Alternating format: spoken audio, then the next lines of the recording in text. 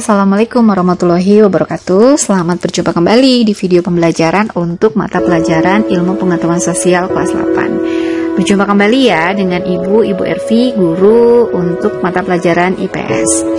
Oke, apa kabar kalian semua hari ini? Mudah-mudahan kalian semua selalu dalam keadaan sehat walafiat ya. Dan tentunya tetap semangat belajar di rumah. Oke, hari ini kita memasuki bab 3 ya, mengenai keunggulan dan keterbatasan antar ruang dan pengaruhnya terhadap kegiatan ekonomi, sosial, budaya di Indonesia dan ASEAN. Lalu materi yang akan kita pelajari hari ini mengenai keunggulan dan keterbatasan antar ruang dalam permintaan, penawaran, dan teknologi. Nah, Indonesia ini telah dikaruniai Tuhan Yang Maha Esa dengan sumber daya yang cukup banyak dan beragam di setiap daerahnya. Untuk itu silakan kalian perhatikan gambar di poin ini. Wilayah A ini memiliki banyak ikan namun sedikit sayuran.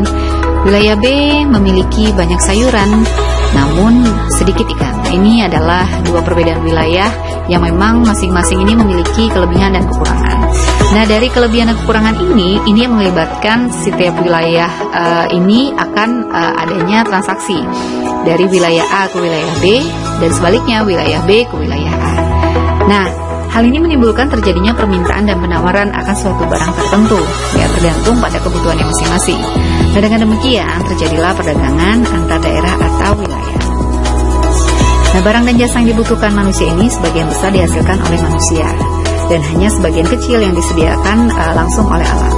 Oleh karena itu manusia ini harus memiliki atau harus melakukan kegiatan untuk menghasilkan barang dan jasa yang biasa disebut dengan istilah produksi.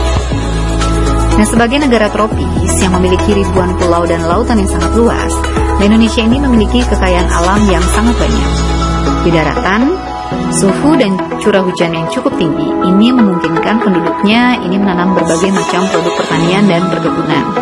Nah, di sepanjang pesisir ini terdapat kekayaan alam berupa terumbu karang, rumput laut, dan tentu saja keindahan alam untuk kepentingan dari pariwisata. Nah, hal ini yang mengakibatkan munculnya penawaran dan permintaan dari negara lain atas produk yang dimiliki oleh Indonesia. Nah, apa sih itu produsen, konsumen, permintaan, serta penawaran? Nah, produsen itu adalah pihak yang melakukan kegiatan produksi, yaitu kegiatan yang memang menghasilkan atau menciptakan suatu barang dan jasa.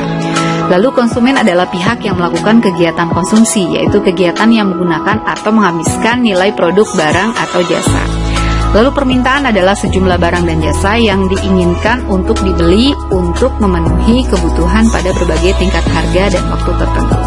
Lalu penawaran itu adalah sejumlah barang dan jasa yang tersedia di pasar untuk dijual pada berbagai tingkat harga dan waktu tertentu. Nah, di setiap daerah di Indonesia ini memiliki sumber daya alam yang beraneka ragam setiap daerahnya. Nah, ada yang memiliki kelapa sawit, namun ada juga yang menghasilkan emas.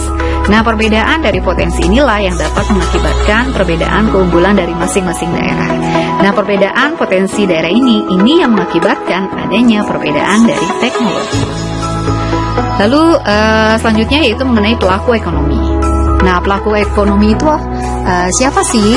Nah, ternyata pelaku ekonomi itu adalah orang atau lembaga yang memang melakukan kegiatan di bidang ekonomi. Nah, pelaku ekonomi itu sendiri ini terdiri dari 4. Yang pertama adalah rumah tangga keluarga konsumen. Yang kedua adalah rumah tangga perusahaan atau produsen. Yang ketiga adalah rumah tangga pemerintah. Dan yang keempat adalah rumah tangga luar negeri. Untuk selanjutnya itu bisa kalian baca di handphone kalian masing-masing ya. Oke, yang ketiga adalah peran pelaku ekonomi dalam perekonomian. Apa saja sih peran-perannya? Nah, peran dari rumah tangga keluarga. Yang pertama nih, rumah tangga keluarga atau rumah tangga konsumen atau RTK. Ternyata memiliki 2 peran. Yang pertama adalah sebagai konsumen dan yang kedua adalah sebagai penyedia faktor produksi. Nah, faktor produksi ini terdiri dari 4 yang harus kalian ketahui. Yang pertama adalah penyediaan lahan atau alam, tenaga kerja, modal, dan yang terakhir adalah keahlian. Nah, pendapatan rumah tangga keluarga itu sendiri itu terdiri dari sewa, upah, bunga, dan laba. Ya, laba ini adalah keuntungan.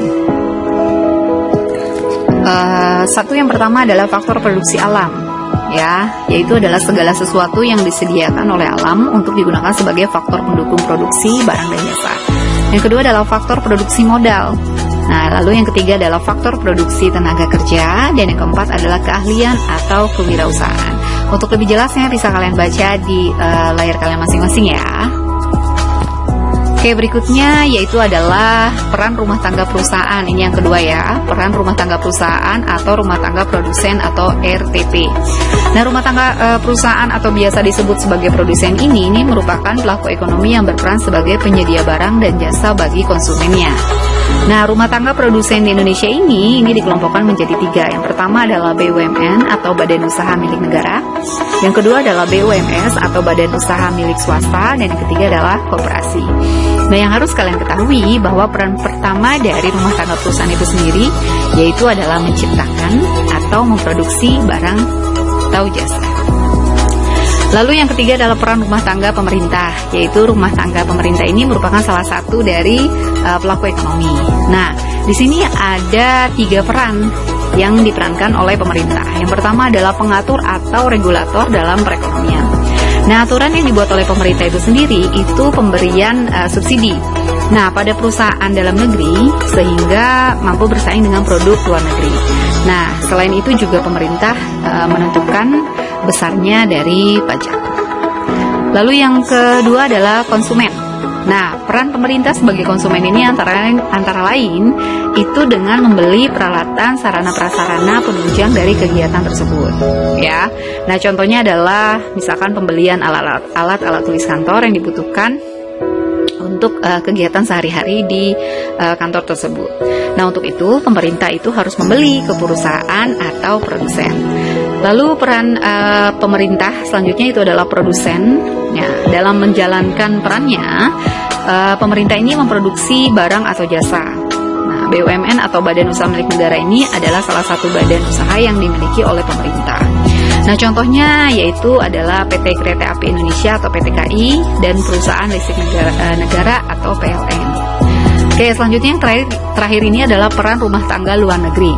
Nah, peran masyarakat luar negeri dalam perekonomian ini terlihat nyata dalam perdagangan internasional. Contoh, Indonesia itu mengekspor produk tekstil ke Jepang.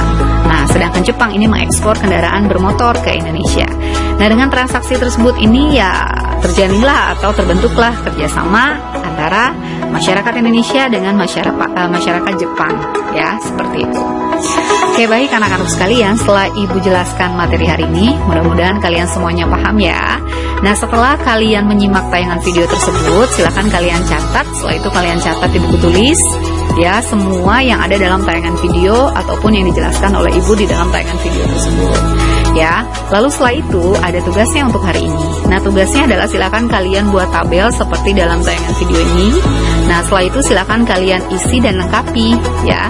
Nah, sumbernya ini bisa kalian lihat dari internet ya untuk mengisi ini ataupun dari buku ya. Oke, baik. Mungkin itu saja untuk hari ini. Kita berjumpa kembali di video pembelajaran untuk selanjutnya. Sekian ya. Assalamualaikum warahmatullahi wabarakatuh.